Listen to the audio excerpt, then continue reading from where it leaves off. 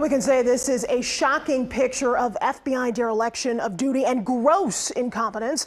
That's the way the Senate Judiciary Committee chair describes this bombshell report from the Inspector General. The ensuing testimony from survivors, the FBI director, and Inspector General only bolster that.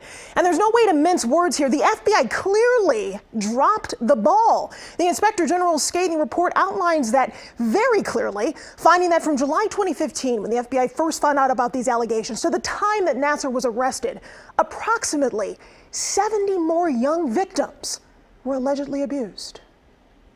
It's horrible to meet them and to know that over 100 victims could have been spared the abuse if all we needed was one adult to do the right thing. Being here today is taking everything I have. Gymnast Aly Raisman bravely bringing all the pain back up to the surface, reliving the devastating and traumatic abuse she endured at the hands of convicted sexual predator and former USA Gymnastics team doctor Larry Nassar.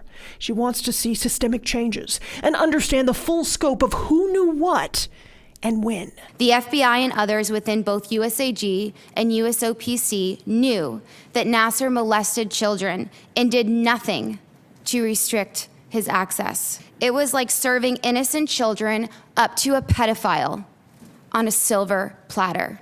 Why did none of these organizations warn anyone? Raisman appeared before the Senate Judiciary Committee Wednesday, along with 3 other survivors of Nassar's abuse: Maggie Nichols, Simone Biles, and Michaela Maroney. This was very clear cookie-cutter pedophilia and abuse. And this is important because I told the FBI all of this, and they chose to falsify my report and to not only minimize my abuse, but silence me yet again. The Office of the Inspector General found the FBI made fundamental errors in investigating the Nassar case.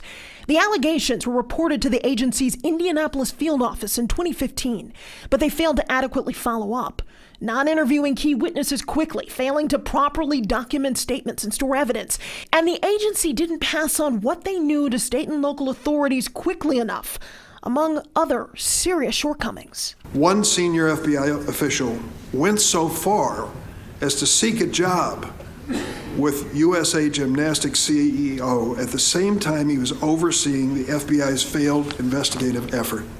And then, to add insult to injury, the FBI supervisors doctored the paperwork, misled the media, and lied to the Inspector General in an effort to conceal their dereliction of duty. FBI Director Christopher Wray apologizing, appearing alongside Inspector General Michael Horowitz. I'm deeply and profoundly sorry to each and every one of you.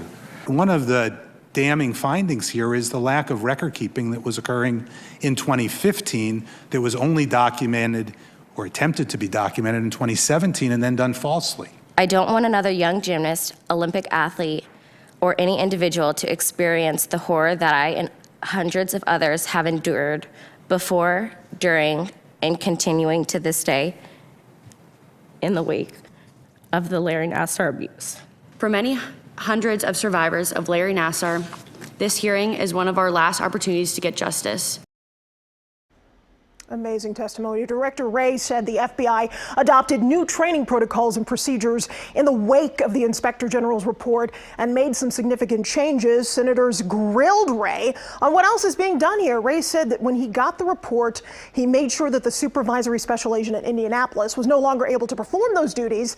That agent no longer works for the FBI.